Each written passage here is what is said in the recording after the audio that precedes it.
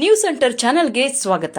ಅಖಿಲ ಕರ್ನಾಟಕ ರೈತ ಸಂಘಟನೆ ವತಿಯಿಂದ ವಿವಿಧ ಬೇಡಿಕೆಗಳನ್ನು ಈಡೇರಿಸುವಂತೆ ತಾಲೂಕು ಸಂಚಾಲಕರಾದ ರವಿಚಂದ್ರ ರೆಡ್ಡಿ, ಗೌರಿಬಿದನೂರು ಕೃಷಿ ಉತ್ಪನ್ನ ಮಾರುಕಟ್ಟೆ ಕಾರ್ಯದರ್ಶಿ ಅವರಿಗೆ ಮನವಿ ಸಲ್ಲಿಸಿದರು. ನಂತರ ವರದಿಗಾರರ ಜೊತೆ ಮಾತನಾಡಿದ ನಮ್ಮ ಗೌರಿಬಿದನೂರು ತಾಲೂಕಿನಲ್ಲಿರುವ ತೊಗರಿಬೇಳೆ ಕಾರ್ಖಾನೆಯಿಂದ ರೈತರಿಗೆ ಅನ್ಯಾಯವಾಗುತ್ತಿದ್ದು ಹಾಗೂ ಮಾರುಕಟ್ಟೆ ಒಳಗೆ ಇರುವ ತರಕಾರಿ ಮಾರುಕಟ್ಟೆಯಲ್ಲಿ ವರ್ತಕರು ರೈತರಿಂದ ತರಕಾರಿಯನ್ನು ಖರೀದಿಸಿ ಅಕ್ರಮವಾಗಿ 100ಕ್ಕೆ 10 ರೂಪಾಯಿ ಕಮಿಷನ್ ತೆಗೆದುಕೊಳ್ಳುತ್ತಿರುವುದು ಖಂಡನೀಯ.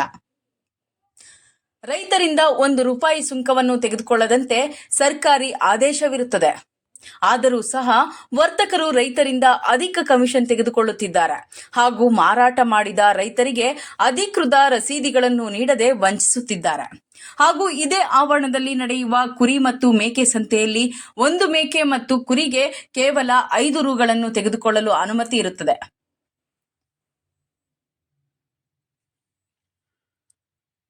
ಆದರೆ 10 ರಿಂದ 15 ರೂಗಳವರೆಗೆ ಟೆಂಡರ್ದಾರರು ಅಕ್ರಮವಾಗಿ ವಸೂಲಿ ಮಾಡುತ್ತಿದ್ದಾರೆ. ಆದ್ದರಿಂದ ಕೃಷಿ ಉತ್ಪನ್ನ ಮಾರುಕಟ್ಟೆಯ ಎರಡೂ ಬದಿಯಲ್ಲಿ ನಾಮಫಲಕವನ್ನು ಅಳವಡಿಸಬೇಕು ಹಾಗೂ ಮಾರುಕಟ್ಟೆಯಲ್ಲಿ ಆವರಣದ ಒಳಗೆ ಇರುವ ದಾಸ್ತಾನು ಮಳಿಗೆಗಳನ್ನು ರೈತರಿಗೆ ನೀಡಬೇಕು ಎಂದು ಮನವಿ ಮಾಡಲಾಯಿತು. ಈ ಎಲ್ಲ ನಮ್ಮ ಬೇಡಿಕೆಗಳನ್ನು 1 ವಾರದ ಒಳಗಾಗಿ ಈಡೇರಿಸುವಂತೆ ಕಾರ್ಯದರ್ಶಿಯವರಿಗೆ ಮನವಿ ಮಾಡಿರುತ್ತಾರೆ. 1 ವಾರದ ಒಳಗಾಗಿ ನಮ್ಮ ಬೇಡಿಕೆಗಳು ಈಡೇರದಿದ್ದರೆ ಮುಂದಿನ ದಿನಗಳಲ್ಲಿ ಹಂತ ಹಂತವಾಗಿ ಹೋರಾಟಗಳನ್ನು ಹಮ್ಮಿಕೊಳ್ಳಲಾಗುವುದು ಎಂದರು. ಮನವಿ ಸ್ವೀಕರಿಸಿ ಮಾತನಾಡಿದ ಕಾರ್ಯದರ್ಶಿಯವರು, ಕಾರ್ಖಾನೆ ಮಾಲೀಕರು, ವರ್ತಕರು, ಗುತ್ತಿಗೆದಾರರು ಸಭೆಯನ್ನು ಕರೆದು ಅವರ ಬೇಡಿಕೆಗಳನ್ನು ಪರಿಶೀಲಿಸುತ್ತೇನೆ. ನಾನು ಕೂಡ ಇದೇ ತಾಲೂಕಿನ ರೈತನ ಮಗನಾಗಿ ನನ್ನ ತಾಲೂಕಿನ ರೈತರ ಬೇಡಿಕೆಗಳನ್ನು ಪರಿಶೀಲಿಸಿ 1 ವಾರದ ಗಡುವು ಪಡೆದಿರುತ್ತೇನೆ ಎಂದು ಹೇಳಿದರು. ಇದೇ ಸಂದರ್ಭದಲ್ಲಿ ಸಂಘಟನೆಯ ಸದಸ್ಯರುಗಳಾದ ಶಾನ್ವಾಜ್ ಪಾಷಾ, ನಾಗಭೂಷಣ್ ರೆಡ್ಡಿ, ಮಂಜುನಾಥ್ ರೆಡ್ಡಿ, ಅಂಜನ ರೆಡ್ಡಿ, ಲಕ್ಷ್ಮೀನಾರಾಯಣ ರೆಡ್ಡಿ, ಶ್ರೀರಾಮ್ ರೆಡ್ಡಿ, ನರಸಿಂಹಪ್ಪ, ಸತ್ಯನಾರಾಯಣ, ಗಂಗರಾಜು ಇನ್ನು ಹಲವು ರೈತರು ಉಪಸ್ಥಿತರಿದ್ದರು. ವರದಿ ಕೃಷ್ಣಮೂರ್ತಿ ಕಿಟ್ಟಿ, ಗೌರಿಬಿದನೂರು. ರೈತ ಸಂಘಟನೆಯಿಂದ ಕೃಷಿ ಉತ್ಪನ್ನ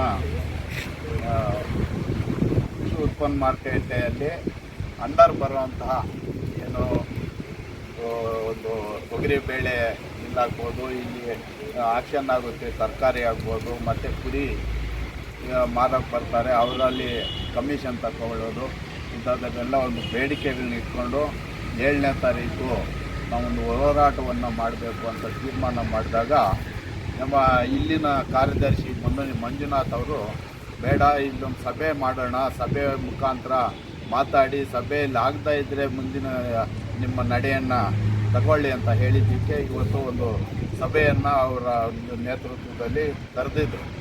ನಾವು ಇಲ್ಲಿ ಬಂದು ಮಾತಾಡಿದಾಗ ಏನು ಮೊದಲನೇದಾಗಿ ತೊಗರಿ ಬೇಳೆ ವಿಚಾರದಲ್ಲಿ 32ರಿಂದ 40% ಅವರು ತೆಗೀತಾ ಇದ್ದಾರೆ. ಅದನ್ನು ನಾವು ಆಗಲ್ಲ, ಎಲ್ಲ ತೊಗರಿನೂ ಒಳ್ಳೆಯದೇ ಬರುತ್ತೆ, ಕೆಟ್ಟಕ್ಕೆ ಬರಲ್ಲ ಅಂದಾಗ ಮಾತಿನ ಒಂದು ಇದಾದಾಗ ಮಧ್ಯಸ್ಥಿಕೆ ಇದ್ದಂಥ ಮಂಜುನಾಥ್ ಅವರು 1 ವಾರದೊಳಗಡೆ ಕಡಿಮೆ ಮಾಡಿ ನಾವು 25% ತೆಗೀರಿ ಅಂತ ಒಂದು ಡಿಮ್ಯಾಂಡ್ ಇಟ್ಟಿದ್ದೀವಿ.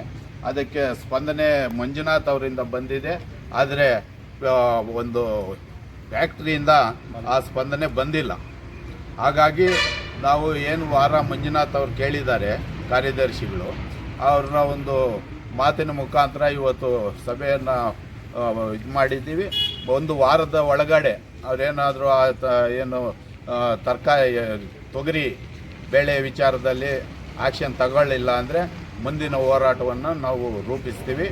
ಹಾಗೆಯೇ ಏನು ಈ ಕುರಿ ಮತ್ತು ತರಕಾರಿ ವಿಚಾರದಲ್ಲಿ ಕಮಿಷನ್ 10% ತಗೊತಾ ಇದ್ದಾರೆ, ಮತ್ತು ಕುರಿಗೆ ಒಂದು ತಲೆಗೆ 15 ರೂಪಾಯಿ ತಗೊತಾ ಇದ್ದಾರೆ. ಅದು ತಗೋಬೇಕಾಗಿರೋದು 5 ರೂಪಾಯಿ. 5 ರೂಪಾಯಿನ 15ರಿಂದ 20 ರೂಪಾಯಿ ಕೂಡ ತಗೊಳ್ಳೋವಂಥ ಪರಿಸ್ಥಿತಿ ಇಲ್ಲಿ ಬಂದು ನಿಂತಿದೆ. ಹಾಗಾಗಿ ಅವ್ರನ್ನ ಮಾತಾಡ್ತೀವಿ, 5 ರೂಪಾಯಿ ಮಾಡಿಸೋಣ, ಇದು ಮಾಡಿಕೊಡೋಣ ಅಂತ ಹೇಳಿದ್ದಾರೆ. ಅದನ್ನು ಕೂಡ 1 ವಾರದ ಅವರು 45 ದಿವಸ ಕೇಳಿದ್ರು ಮಂಜುನಾಥ್ ಅವರು. ಆದ್ರೂ ನಾವು ನಮ್ಮ ಸಂಘಟನೆಯಿಂದನೇ ಇನ್ನೂ ಒಂದು 4-5 ದಿವಸ ಹೆಚ್ಚಿನ ಸಮಯಾವಕಾಶ ಕೇಳಿ ಕೊಟ್ಟು ನಾವು ಒಂದು ಇದನ್ನು ಮಾಡಿದ್ದೀವಿ. ಟೋಟ್ಲಾಗಿ 8 ದಿನ ಬೇಕಾಗಿರುತ್ತೆ ಅಂತಾರೆ. 8 ದಿನದ ಒಳಗಡೆ ಅವರೇನು ಈ ಕುರಿದು ಮತ್ತು ತರಕಾರಿ ವಿಚಾರ ಮತ್ತು ಇದೊಂದು ಯಾವುದು ತೊಗರಿ ಬೇಳೆ ವಿಚಾರದಲ್ಲಿ ಅವರೇನಾದರೂ ಕ್ರಮ ತಗೊಳ್ಳಿಲ್ಲ ಅಂದರೆ ನೋಡ್ತೀವಿ. ವಾರದ ಮಿಕ್ಕಿದ ಟೈಮಲ್ಲಿ ಅವ್ರಿಗೆ ಏನು ಬೇಕು ನಾವು ಯಾವ ರೀತಿಯಾದಂಥ ಹೋರಾಟವನ್ನು ರೂಪಿಸಬೇಕು ಅದೆಲ್ಲ ನಮ್ಮ ಕಮಿಟಿಯಲ್ಲಿ ಕೂತು ಚರ್ಚೆ ಮಾಡಿ ಮುಂದಿನ ತೀರ್ಮಾನವನ್ನು ಮಾಡ್ತೀವಿ.